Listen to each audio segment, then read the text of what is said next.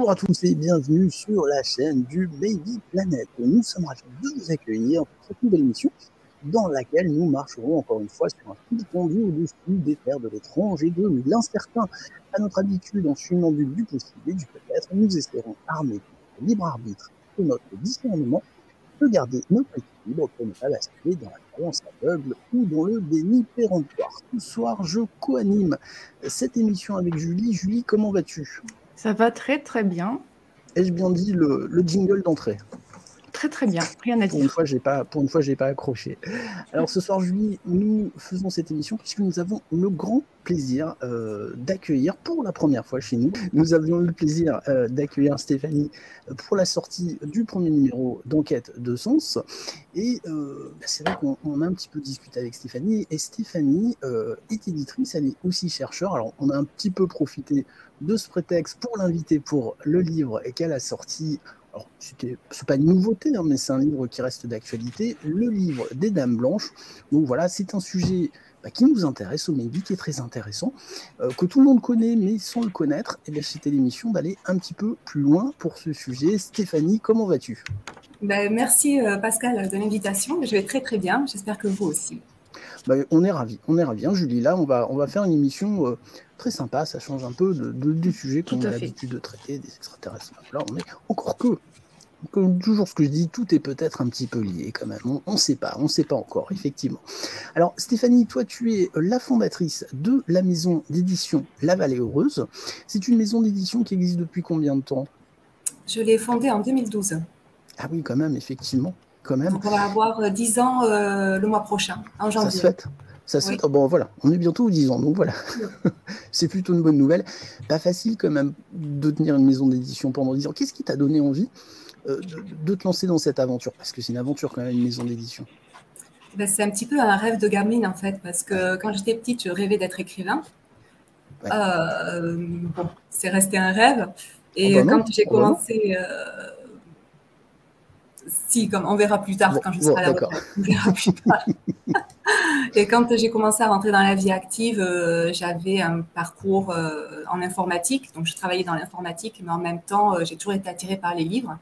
Et un jour, j'ai rencontré un éditeur sur un salon du livre quand je suis arrivée à Toulouse. Et il m'a formée en fait au métier de l'édition pendant 3 ans chez lui. Et c'est lui qui m'a transmis en fait ça. Donc, moi, j'étais de mon côté, moi, j'écrivais.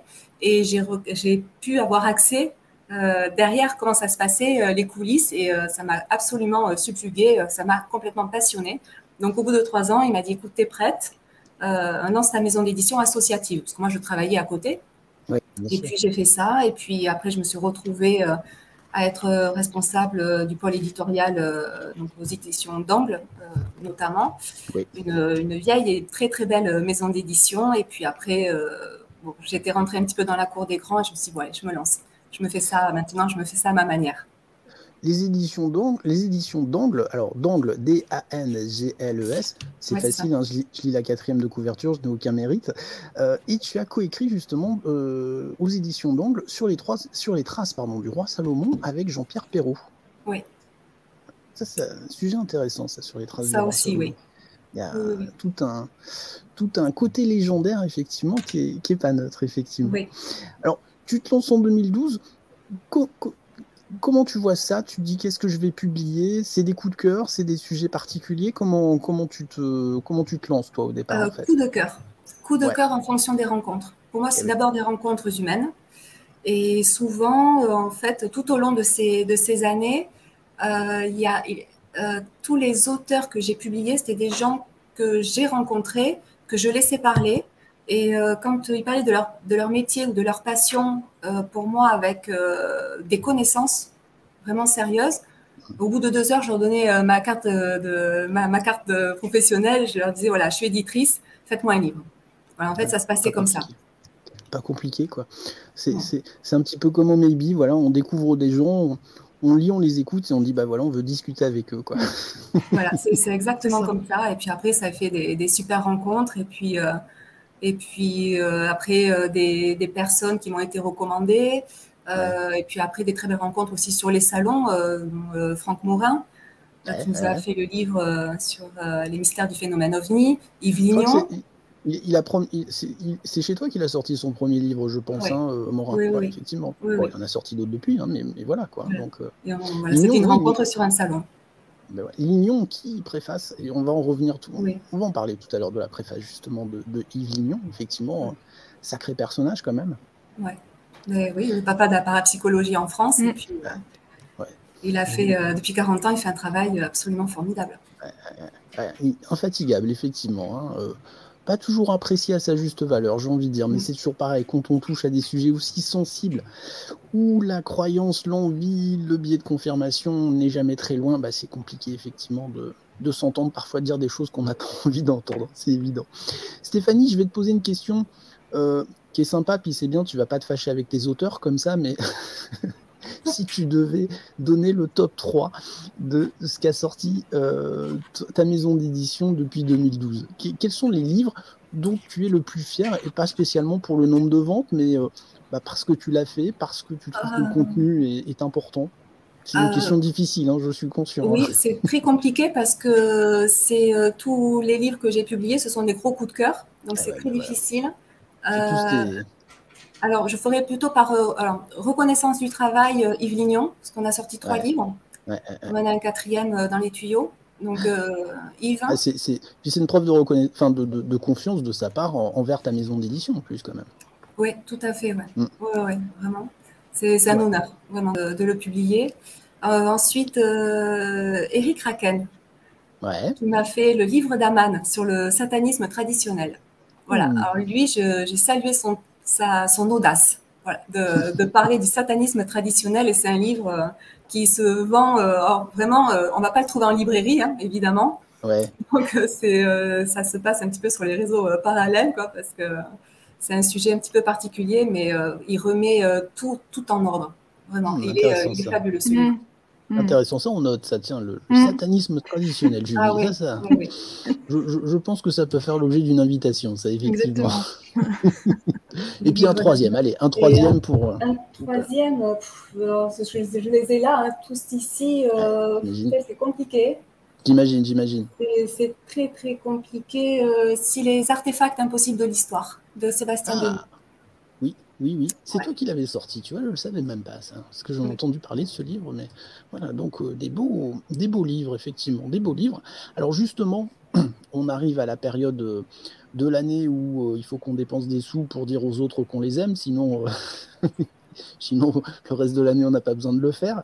Toi, tu as lancé justement avec ta maison d'édition une démarche que je trouve beaucoup plus intéressante que d'acheter des pulls, des chaussettes ou des objets qui vont être en vente sur eBay dès le 1er janvier ou stockés dans des placards. C'est que tu as lancé le chèque cadeau pour acheter des livres dans ta maison d'édition.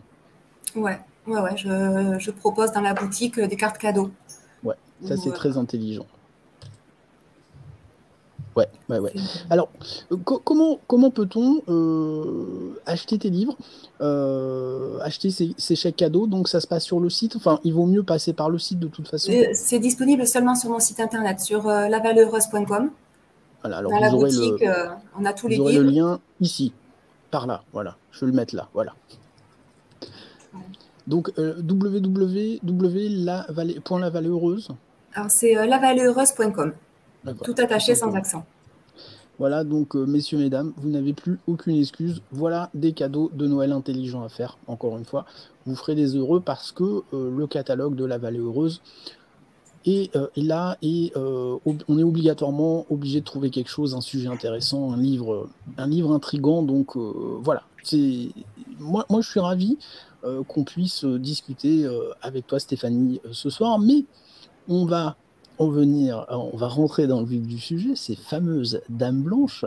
Alors, si tu le permets, Stéphanie, parce que je dis tout, je l'ai lu ce week-end, et je me suis régalé, et c'est Yves Lignon, justement, dont on parlait tout à l'heure, qui a fait la préface, et je trouve qu'il y a un petit paragraphe de sa préface qui correspond bien à l'impression que j'ai eue pendant cette lecture. Je le lis.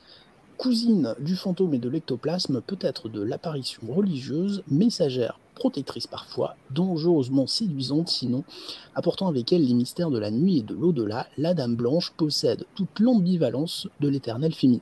On ne m'ôtera donc pas de l'idée que seule une plume féminine également aussi talentueuse et aussi documentée que celle de Stéphanie Del Regno pouvait réussir à nous parler d'elle sans tomber dans le pédantisme et mieux encore sans rien oublier.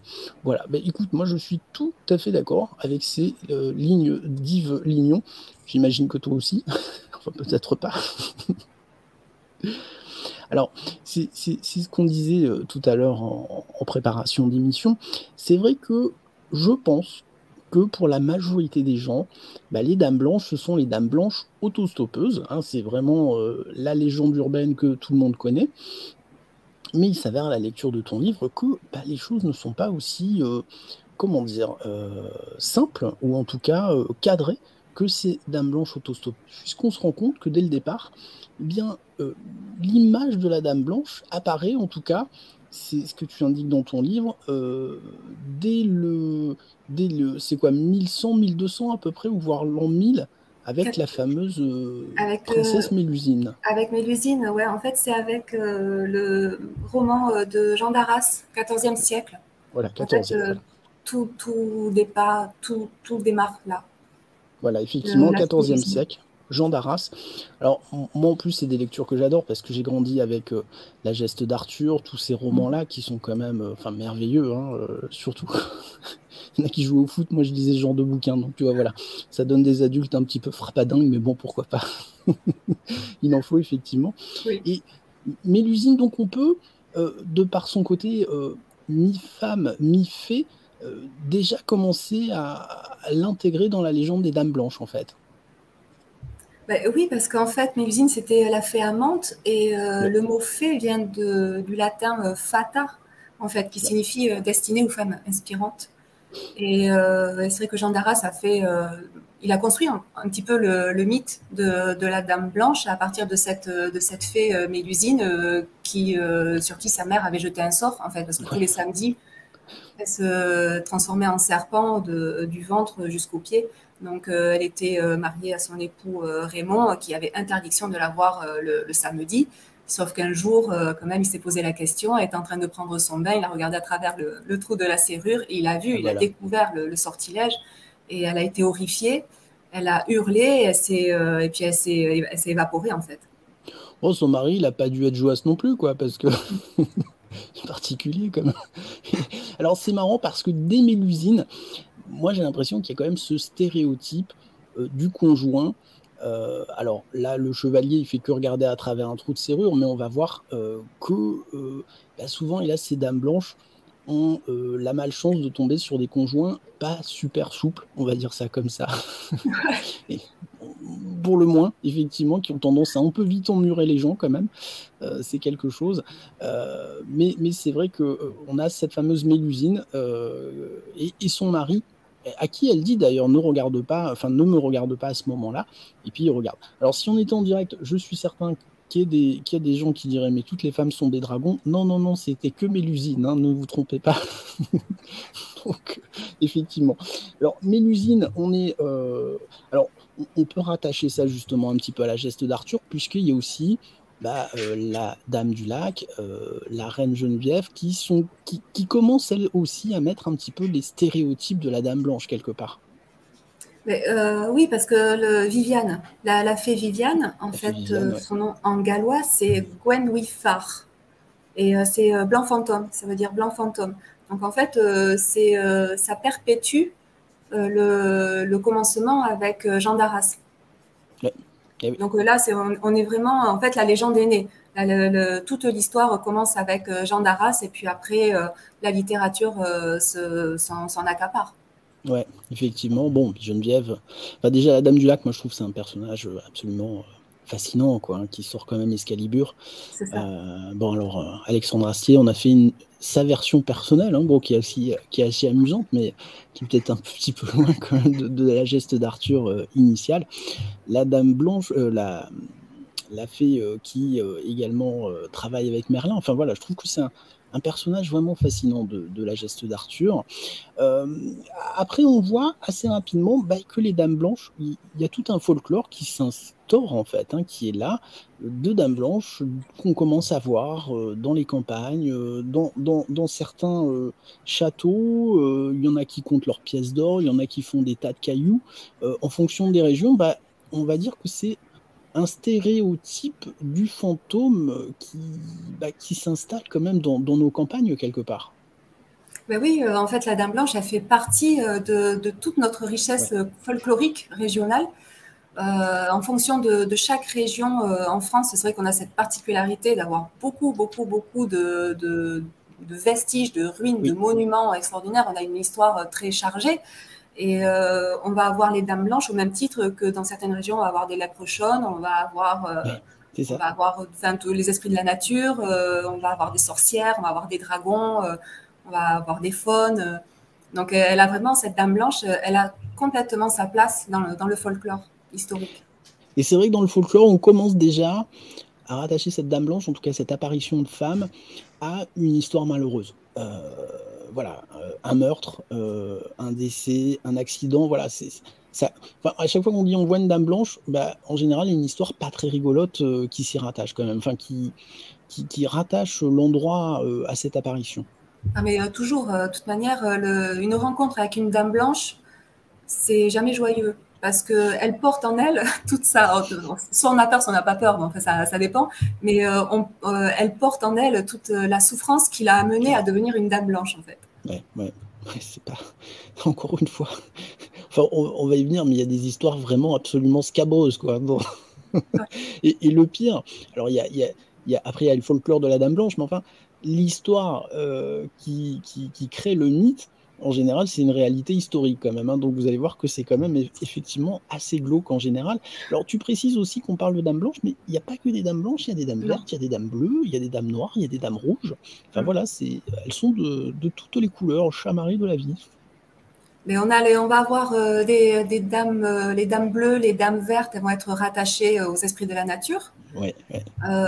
Donc celles des montagnes, celles des forêts, voilà, elles vont être surtout là pour guider les voyageurs, pour les aider, pour protéger les semences, voilà, vraiment protéger la nature. Elles ont ce rôle-là.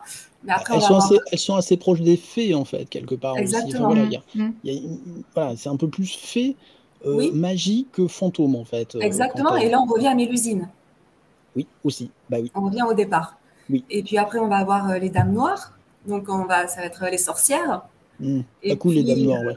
On a les Men in Black en ufologie, mais là il y a aussi les Dames Noires pour les apparitions, effectivement. Exactement. Chacun les siens. Exactement, et puis les Dames Rouges. Les Dames Rouges, qu'on apparente au mythe de Lilith. Oui.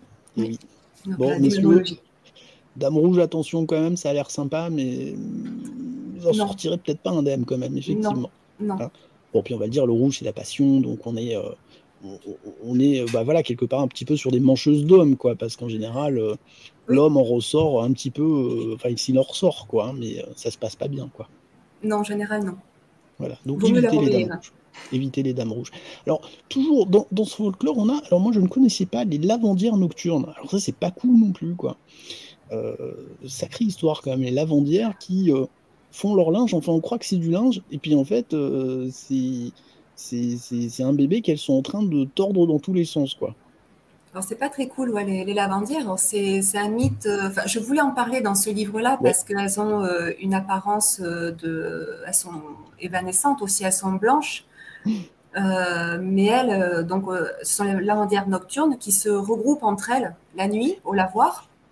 Et si jamais il y a, or elles chantent, si jamais il y a un homme qui fait un petit peu le curieux, il ressort pas vivant. En fait, il est noyé dans le lavoir et puis après elle les sort. Il est propre. Exactement. Il ressort blanchi. Voilà, donc les lavandières, c'est pas cool.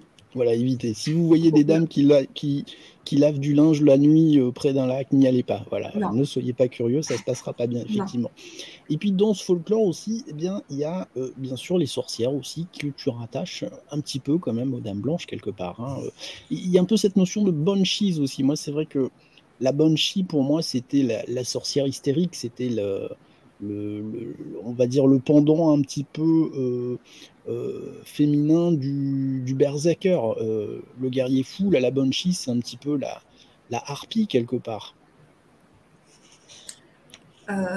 Oui, tout à fait. Mais après, tu vois, les sorcières, donc elles sont malveillantes. Je voulais en parler aussi parce qu'elles peuvent prendre les apparences qu'elles souhaitent. Et on a notamment, on a un exemple qui est notifié à Strasbourg, à la cathédrale de Strasbourg. Donc, on en aurait une sorcière malveillante. Oui, la nuit, elle attirait les curieux jusqu'à sa flèche, les laissant en proie à leur propre vertige qui suffirait à les faire basculer sur le parvis. Très sympathique. Très sympathique, effectivement.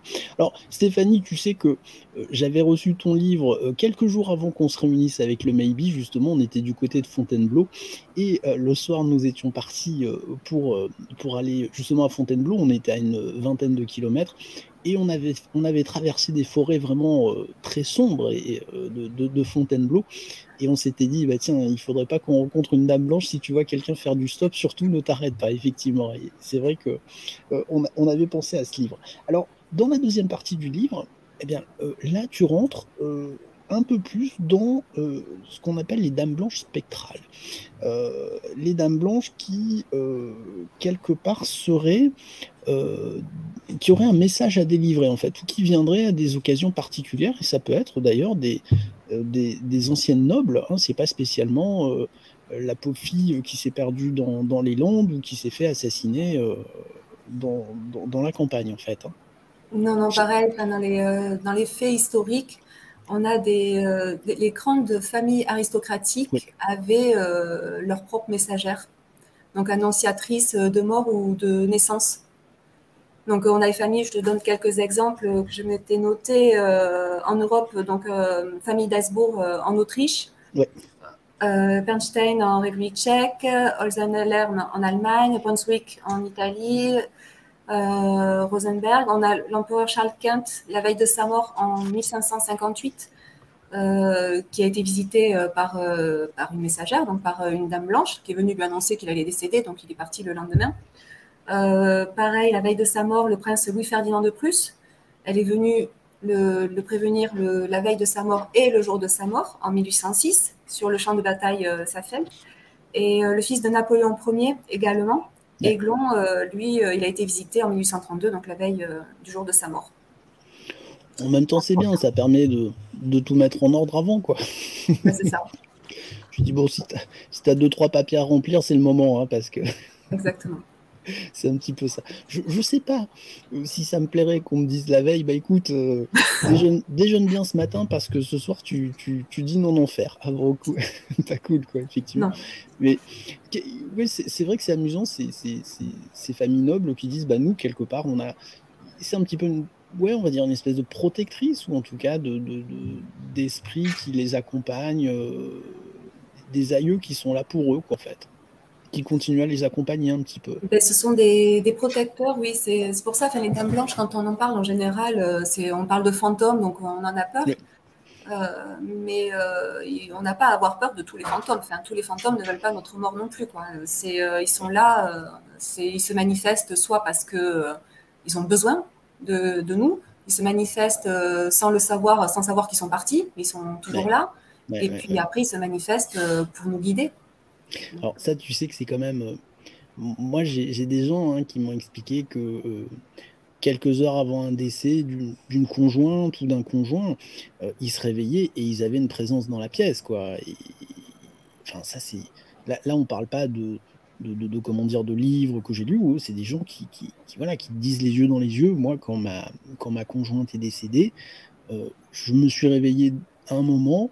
Et elle était là, quoi. Enfin, elle était là, il y avait quelque chose qui était là, qui me regardait, et je l'ai vu partir. Enfin, c'est vrai que c'est un vrai mystère, quand même. C'est flippant, et en même temps, je sais pas, c'est rassurant, comme si la personne allait voir le conjoint pour dire « T'inquiète pas, je suis encore là, et c'est pas fini, quoi. » Enfin, voilà, c'est...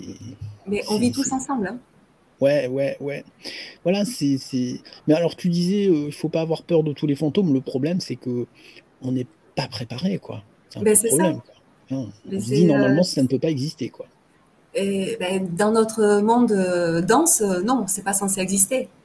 Sauf qu'ils ont leur place. Mais pourtant, c'est pas parce qu'on ne veut pas voir quelque chose qu'il n'est pas là, effectivement, c'est certain. Alors après, effectivement, tu rentres dans les dames blanches qui hantent les châteaux. Alors ça, c'est encore autre chose, parce qu'on voit dans ton livre qu'en général, et c'est un petit peu aussi ce qu'on entend dans les fantômes, c'est que là, on a des femmes qui vivent des vrais drames, enfin même, c'est même pas des drames, c'est des choses épouvantables, des maris jaloux qui décident de les emmurer, enfin des choses d'une barbarie folle quand même. Ben, elles ont toutes ce point commun. C'est un peu ça, quoi.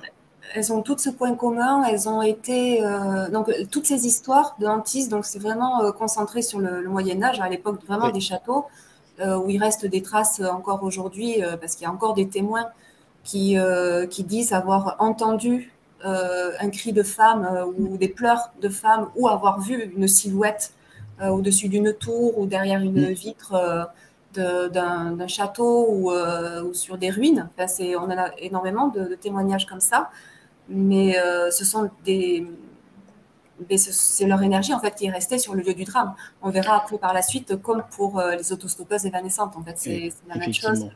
Et c'est vrai que on pourrait penser que en fait, ce qui reste, c'est une espèce de douleur, c'est une espèce d'énergie négative qu'elles ont accumulée avant leur mort. Enfin, parce que voilà, là, on parle de seigneurs qui, sur un coup de tête, vont emmurer leur conjointe parce qu'ils estiment qu'elles les ont trompées.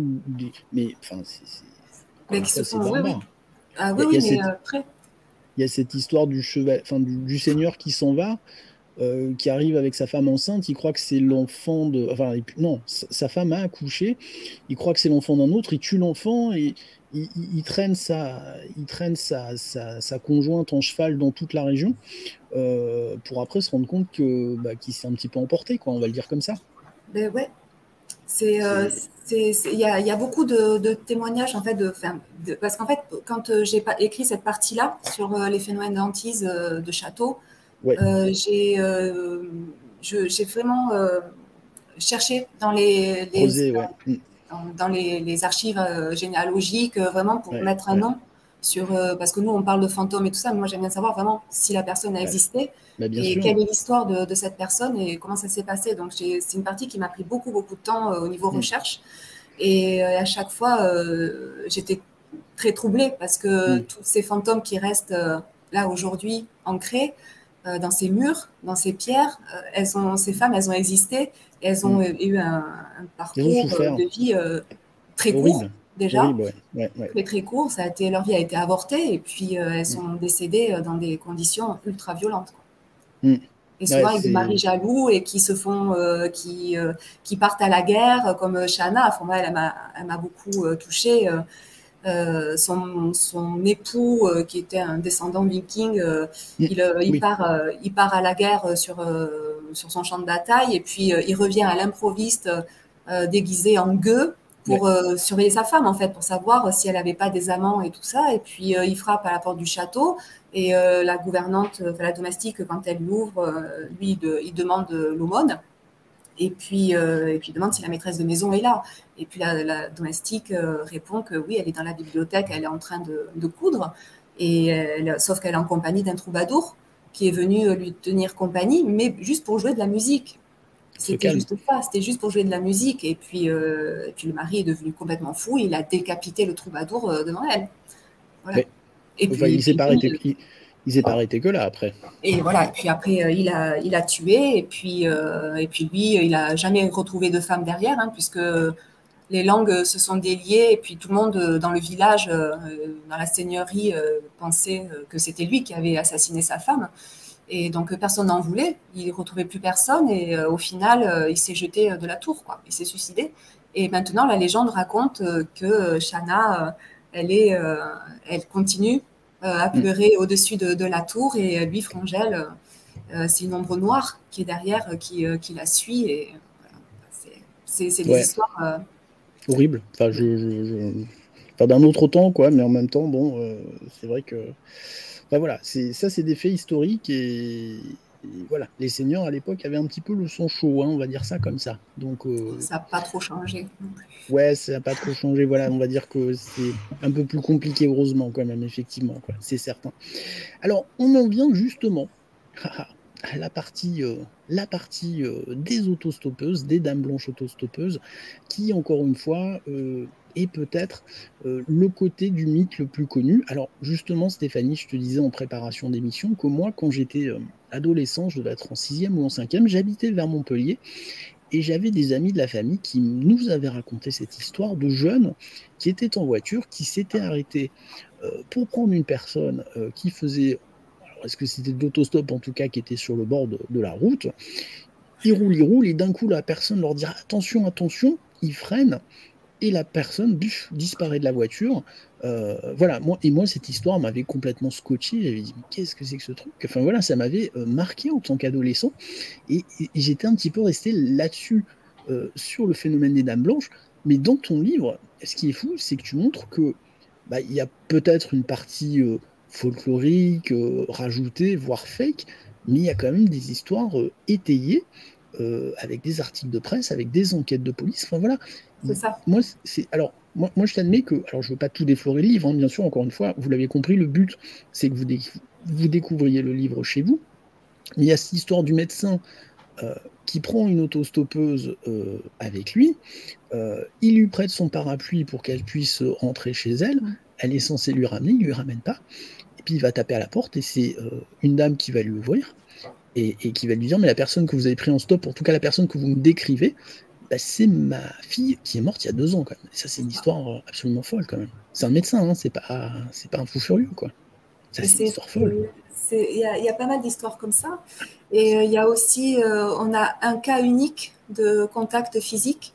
Ah oui, alors. Avec, il est limite celui-là quand même.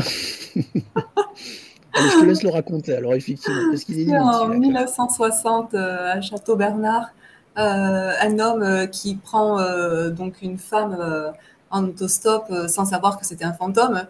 Et il ne savait pas. Enfin, c'est là aussi où la limite, elle est compliquée parce qu'il va y avoir, dans certains témoignages, ça va être une forme évanescente, donc on ne sait pas trop. Il y a d'autres fois où on va pouvoir, elle va être comme si elle était en chair et en os. On va vraiment pouvoir la toucher, la contacter. Donc c'est en fait la densité ici, je pense que c'est en fonction de la possibilité de cette énergie de prendre matière ou pas. Et donc il la prend en stop et puis il a trouvé très à son goût. Donc, il a commencé à poser sa main sur son genou, sur sa cuisse. Et, normal. Et il l'a trouvée très froide. mais elle n'avait pas de réaction. Donc, il s'est dit, OK, voilà. Je peux continuer, quoi, tranquille. Voilà. Donc, sauf qu'il a trouvé très, très froide. Et puis, elle a hurlé. Et puis, elle s'est évaporée, quoi. Et puis, par contre, il a raconté son histoire. Mais il a juré que plus jamais, il ne reprendrait de dame habillée en blanc en autostop. Ah d'accord, oui, c'est pas je reprendrai plus d'autostoppeuse, c'est plus d'autostoppeuse en blanc, quoi. Ah non, on les reprendra plus et puis ni avoir les mêmes baladeuses quand tu prends quelqu'un en stop, quoi. D'un autre côté, ça peut lui faire une bonne leçon quand même aussi, quoi, effectivement, là-dessus. Hein, donc, mais moi, vraiment, ce qui m'a étonné dans cette partie, effectivement, c'est qu'il y a des articles de presse, il y a des cas qui sont enquêtés par la police.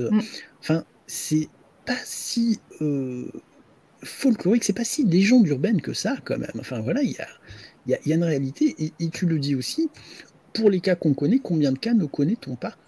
Ça c'est toujours passionnant. Il y a l'exemple aussi d'une personne qui est avec une amie dans sa voiture, qui voit une dame au bord de la route, et qui en fait va avoir peur parce qu'elle va dire cette personne n'est pas normale, et elle va accélérer, et je crois qu'elle a un accident à la suite, ou en tout cas elle évite quelque chose, et elle se dit je pense que cette apparition était là pour me prévenir de quelque chose, encore une fois.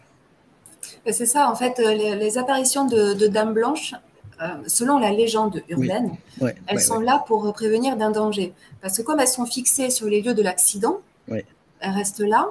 Donc, il y a 2 possibilités. Soit, il y a 2 écoles. Soit on ne la prend pas en stop parce qu'on a peur, on continue, mais on a l'accident. Voilà, parce qu'il fallait la prendre en stop. Soit on la prend à bord du véhicule et c'est elle qui nous prévient, qui nous dit attention, danger.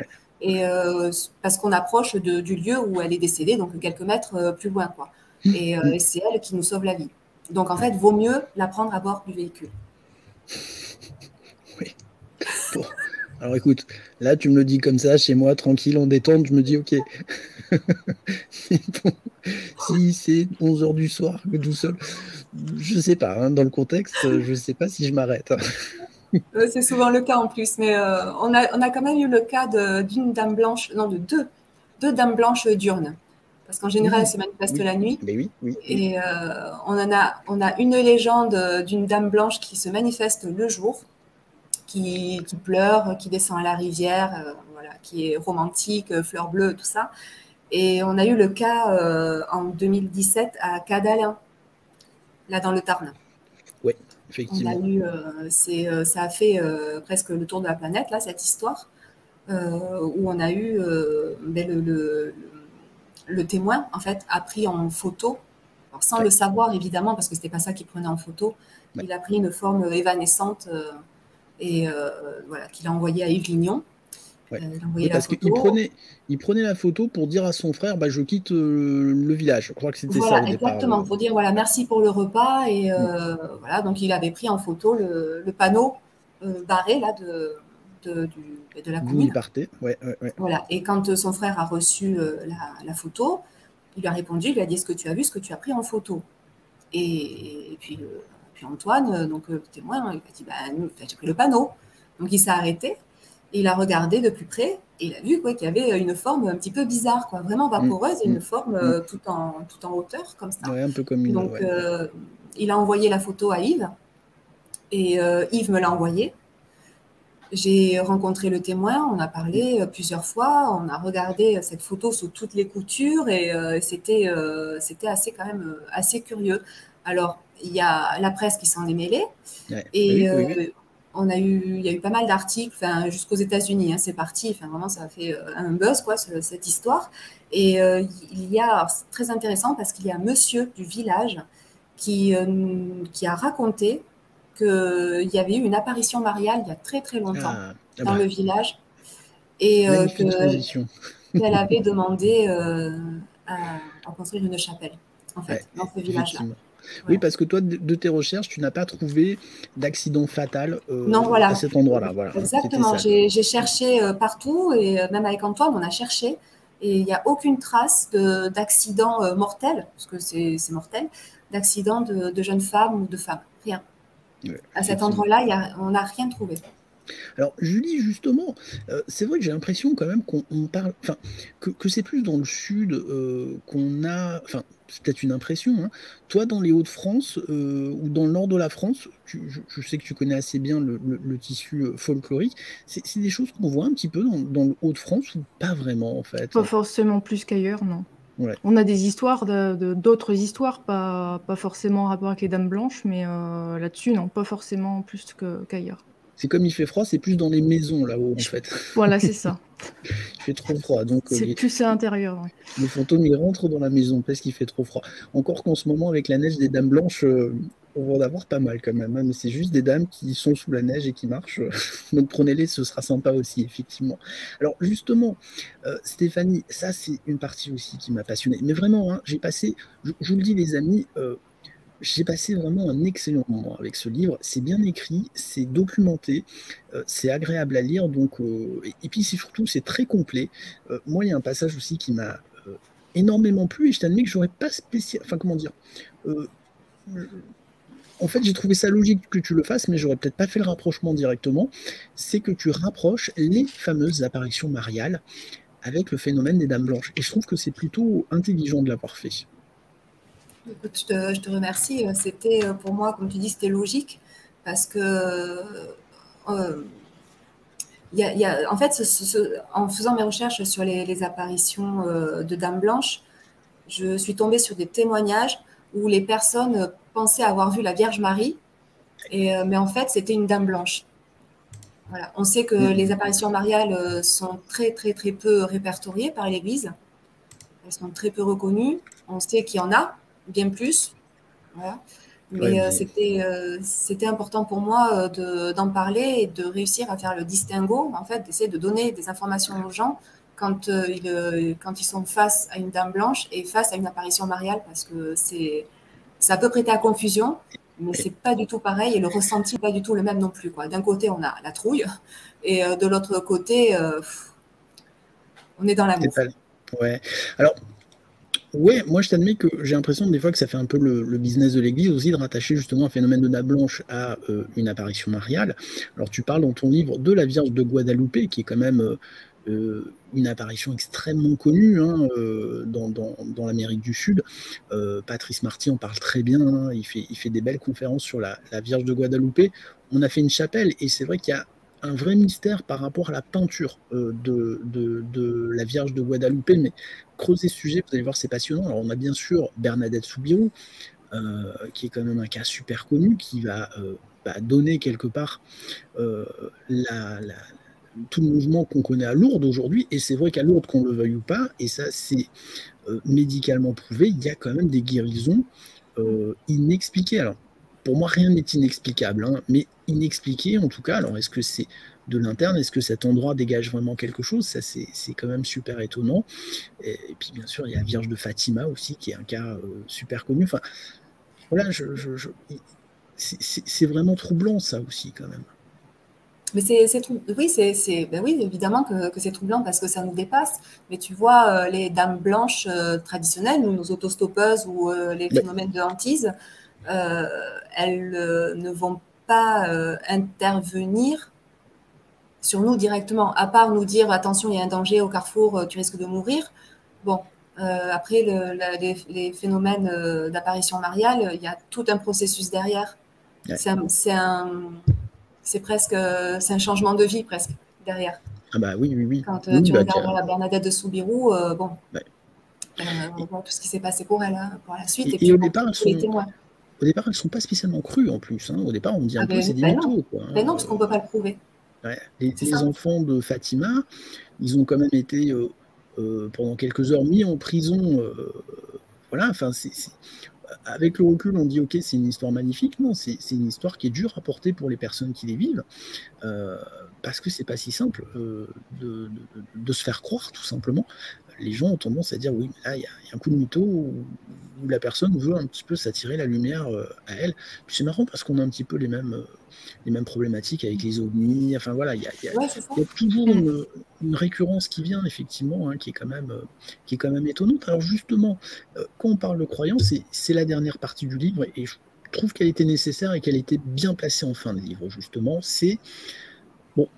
On peut sous-entendre qu'il s'agit d'apparitions fantomatiques et ectoplasmiques. Et justement, à la fin du livre, tu fais un point sur ces phénomènes et la science. Alors, on voit que la science n'est pas complètement fermée au sujet, mais que ce n'est pas non plus hyper développé. Hein. Bon, tu l'as cité, il a fait ta préface. Yves Lignon, je pense que c'est... Enfin, il y a très peu d'universités en France où il y a on va dire des chaires de recherche sur le paranormal. Il y a Renaud Évrard aussi de son côté, qui fait des recherches. C'est tout, enfin, ils se comptent sur les doigts d'une main. Ah oui, oui. Je dirais même d'une main avec des doigts au moins. Donc, voilà, c'est ça. Non,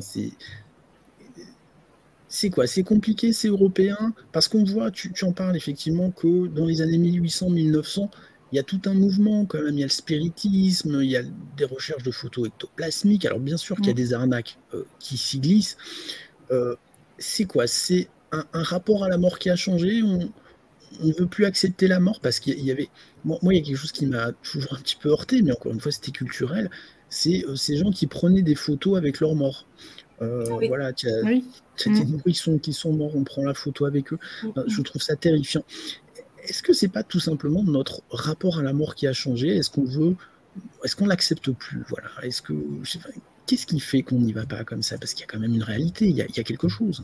Alors, juste pour reprendre depuis un petit peu le début, tu parlais du phénomène européen. En fait, nous, c'est vraiment spécialisé en France parce que dans les autres pays d'Europe, dans les universités, on a des laboratoires de parapsychologie qu'ici, on n'a pas. Donc, voilà, exactement. Mais voilà, en fait, tu as posé le truc. On est vraiment là-dedans, on est dans le cartésianisme. Donc, on ne croit que ce qu'on voit.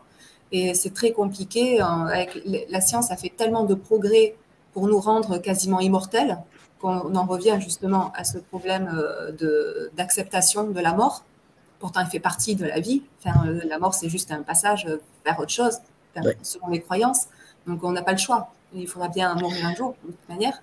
Ouais, sauf que le matérialisme aujourd'hui nous dit après la mort, il n'y a plus de son, il n'y a plus d'image, quoi. Donc, voilà. Moi, quand j'entends Laurent Alexandre avec son transhumanisme, qui dit il y a des gens qui naissent aujourd'hui qui vivront 1000 ans et autres. Enfin, ça veut dire on ne veut plus mourir. Enfin, on change de paradigme quelque part.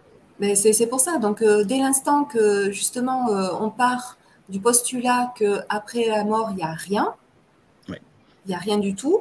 Donc, ça veut dire que tous nos ressentis, toutes les expériences qu'on fait, les rêves prémonitoires, les machins, tout ça, ça veut dire que ça n'existe pas, du coup, si on parle de ce postulat-là. Mais si on pense l'inverse, si on pense qu'il y a quelque chose après la mort, que c'est juste un passage, un portail vers autre chose, là, tout est possible et que c'est là où on valide nos propres expériences. C'est nos propres visions, ce qu'on entend, ce qu'on ressent, le sixième sens et tout ça. Alors, ce qui est étonnant quand même, Stéphanie, alors en ce moment, je suis en train de finir la grosse brique, là, le livre qui est sorti, vous l'avez peut-être vu affiché parce qu'il y a quand même beaucoup de communication, c'est le livre de Bolloré et Bonacieux, Dieu, la science, l'épreuve. Je suis en train, 500 pages, hein, donc il faut quand même les lire. Et c'est intéressant parce que vraiment dans toute la première partie du livre, il montre qu'en fait beaucoup de scientifiques ne sont pas athées. Alors ils sont peut-être pas rattachés à un mouvement confessionnel particulier, mais ils disent ok, l'univers est fait d'une telle façon qu'on ne peut pas exclure qu'il y ait une intelligence initiale qui ait voulu créer cet univers. C'est vrai qu'en France, on a l'impression quand même que le scientifique a du mal à sortir du matérialisme et à mettre un petit peu de spiritualité dans tout ça quand même. C'est très compliqué parce que comme c'est pas pris au sérieux, si un scientifique s'y intéresse, il est décrédibilisé de suite. Mais heureusement, maintenant que les gens parlent, notamment avec... oui, voilà. En général, quand le chat arrive, c'est qu'on parle d'un sujet touchy. Hein. C'est une façon de dire, les gars, attention à ce que vous allez dire, on vous surveille. C'est exactement ça. Donc là, je pense qu'on tient un truc, là. On n'est pas tout seul. Ils sont là, ils nous regardent. Ils ont envoyé ton chat pour essayer de grignoter un fil, voir s'ils ne pouvaient pas couper la communication, effectivement. Non, mais c'est vrai que j'ai vraiment l'impression en France, effectivement, qu'on ne veut pas y aller. Qu'on reste... Enfin, c'est compliqué. Même, on voit dans les médias, il y a beaucoup de moqueries. Enfin, c'est compliqué d'avoir une vraie discussion là-dessus, alors que la mort concerne tout le monde, quelque part. Alors, c'est vrai qu'on a eu le plaisir de discuter avec Renaud Evrard dans une émission, hein, dans une fausse trove, Julie. Ouais. On n'a pas eu le plaisir d'échanger avec Yves Lignon.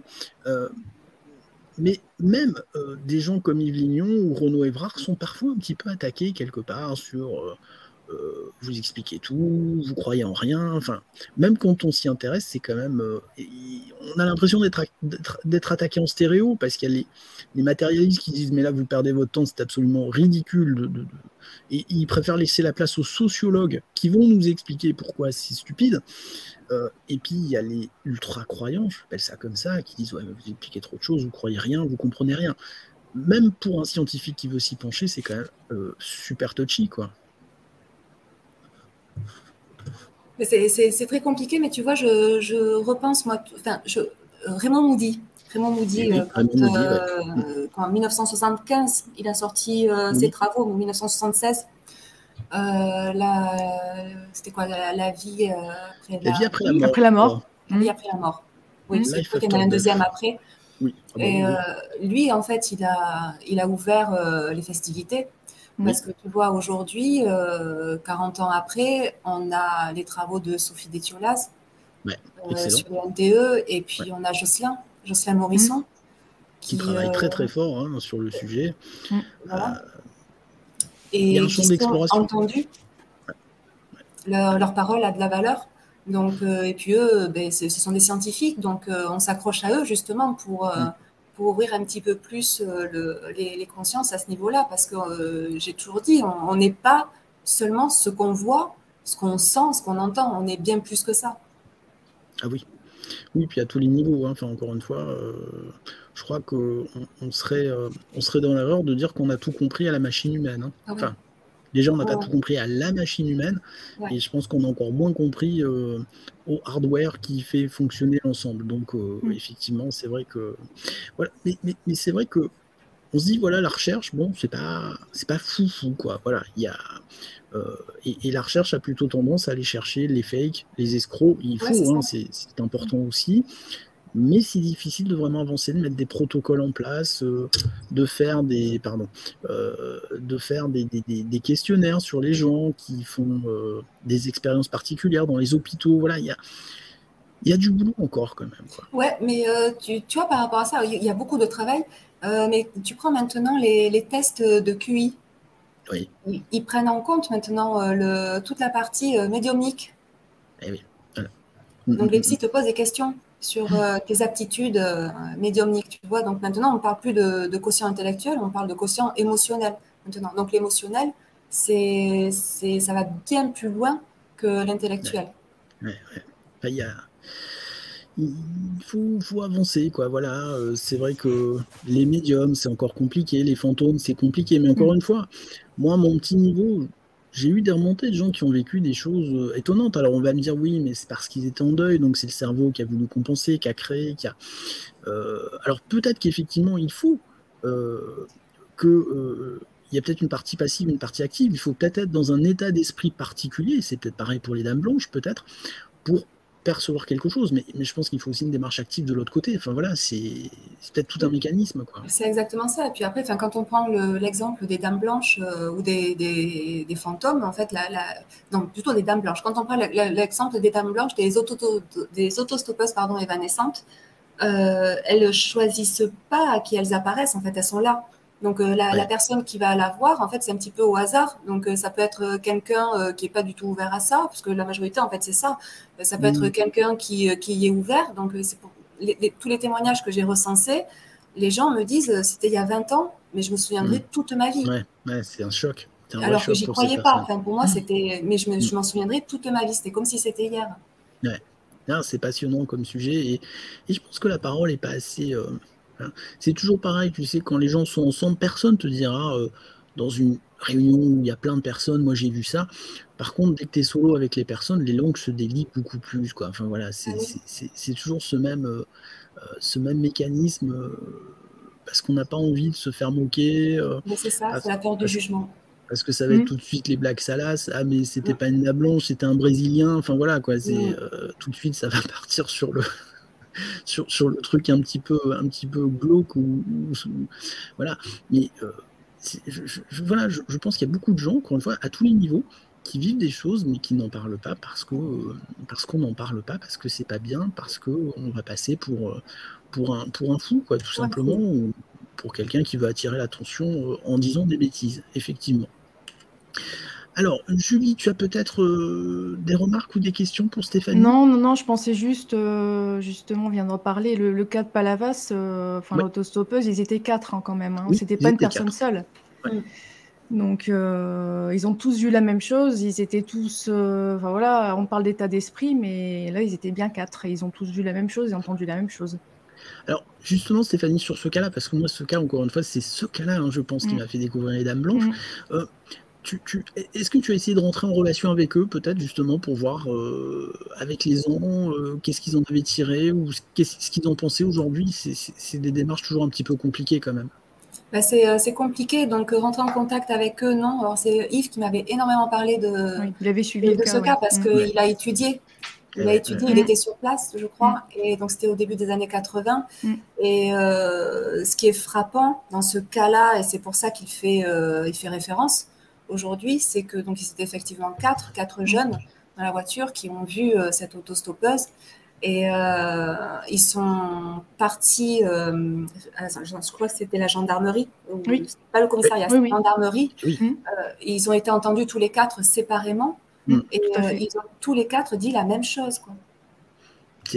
Exactement. Et il y a une enquête derrière pour retrouver cette fameuse personne. Cette fameuse personne, oui, parce que. Mais je pense qu'ils sont allés à la gendarmerie parce que peut-être qu'ils ont eu peur en se disant mais si on retrouve la personne quelque part, enfin voilà, on risque de nous accuser de choses quoi qu'on n'a pas faites. Enfin, je pense que j'aurais ce réflexe-là, quoi. Oui, enfin, ils étaient inquiets en fait de l'avoir et plus l'avoir, quoi. Enfin, donc un cas de disparition et ils ont tous les 4 dit exactement, ils ont témoigné exactement de la même chose, quoi. Donc c'est ça qui est frappant, quoi.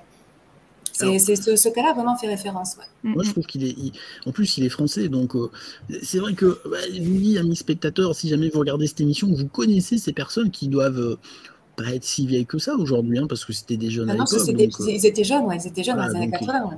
Ils ont peut-être allé 50, 60 ans, 70 ans max, quoi. Si vous connaissez ces personnes, on adorerait les avoir en interview. Et Stéphanie, si on arrive à le faire, je t'inviterai à cette émission, c'est certain, effectivement. Ça fait plaisir. Mais c'est vrai que la question à se poser, c'est quel intérêt pour 4 jeunes de monter ce bobard? Voilà, quel intérêt d'aller à la gendarmerie, de raconter ça Bon, après, tout est possible, hein, encore une fois, ça peut être. Mais c'est vrai qu'on se dit, si c'est une blague, voilà. Bon. Encore une fois, tout est possible, mais c'est un vrai cas, effectivement. C'est un vrai cas qui est super intéressant.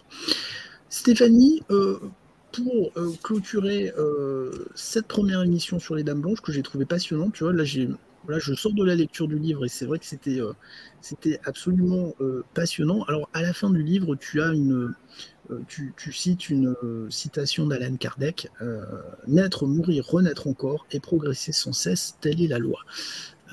C'est pas complètement faux. Enfin, en tout cas, c'est intéressant comme point de vue, effectivement. Voilà, ces dames blanches, ces apparitions sont peut-être simplement des énergies qui sont encore là ou peut-être des personnes qui sont restées bloquées. Enfin voilà, c'est une vraie question parce qu'on n'a pas vraiment d'échange comment dire long entre le témoin et la dame blanche. En général, c'est des échanges vraiment très courts quand même. C'est très très court, mais en tout cas tous les témoignages sont concordants. Donc à partir de là, on peut nous émettre l'hypothèse que c'est l'énergie d'une jeune femme ou d'une femme décédée dans des conditions violentes, brutales, et où le spectre est resté en fait fixé sur le lieu de l'accident. Ouais, ce qui n'est pas très très cool quand même. C'est pas. Donc après, il faut les faire passer. Voilà, c'est ça. C'est ce que j'ai envie. Voilà, c'est là-dessus que je voulais en venir. C'est peut-être que le fait de les écouter ou qu'elles aident, peut-être que c'est leur façon à elles de progresser et de ne pas rester. Oui, il ne faut pas qu'elles restent de toute manière parce qu'elles sont pleines de souffrance et elles ne sont pas condamnées à errer éternellement ici, quoi. Ça, c'est toujours une vraie question pour moi. Est-ce que c'est un choix de rester là? Est-ce que, enfin voilà, là on rentre dans une autre émission. Hein, mais là, ça sera une autre émission, ouais. Alors, on amorce la prochaine émission, effectivement. On amorce la prochaine émission. Stéphanie, voilà, j'ai pris vraiment énormément de plaisir ce soir à faire cette première émission avec toi. Moi, sur les Dames Blanches, j'ai l'impression maintenant de beaucoup mieux connaître le phénomène. Et puis surtout, encore une fois, de me dire, ok, il y a quand même une réalité derrière tout ça, quoi. Voilà, moi, c'est ça qui reste, c'est le maybe, peut-être. Il ne faut pas tout faire partir, faut pas jeter l'eau du bain, enfin, faut pas jeter le bébé avec l'eau du bain, c'est comme ça qu'on dit. Il y a un phénomène, il y a des expériences particulières, et il faut s'y pencher et essayer de les recenser et essayer de voir derrière quelle réalité sous-tend tout ça.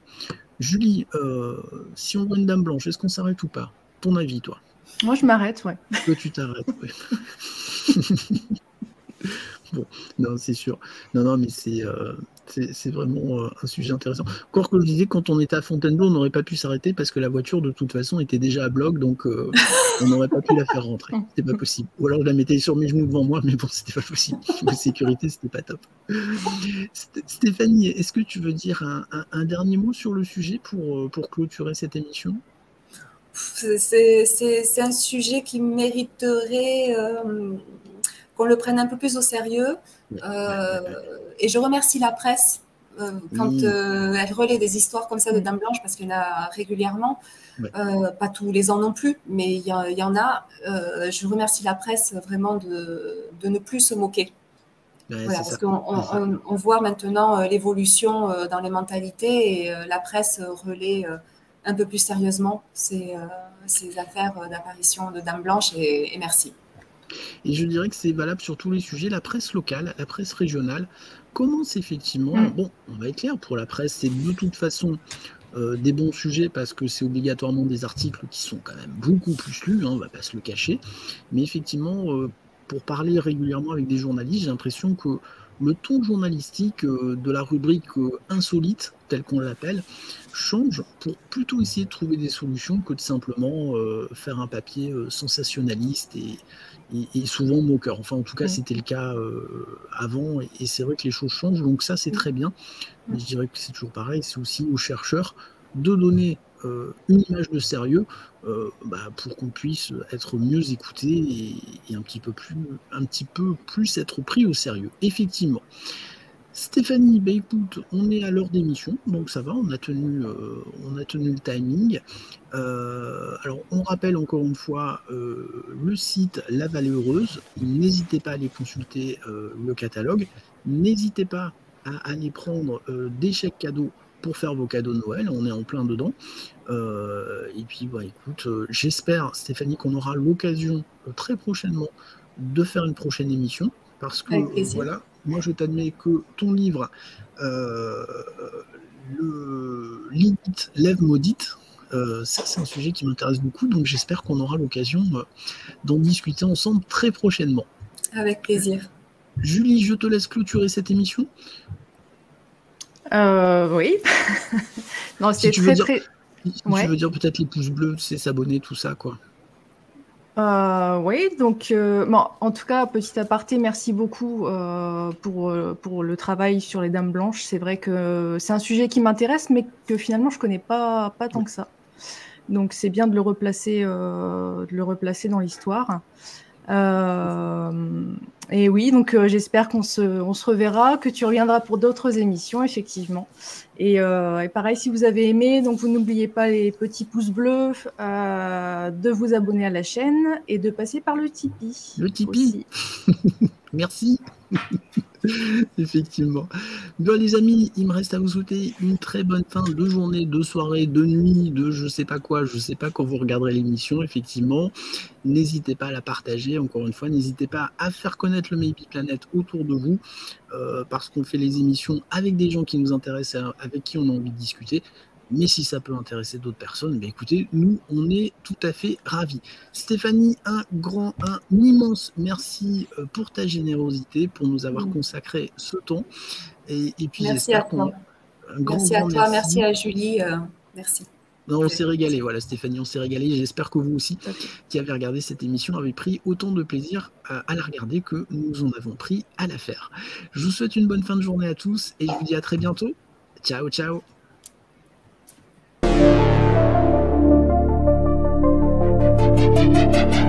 Thank you.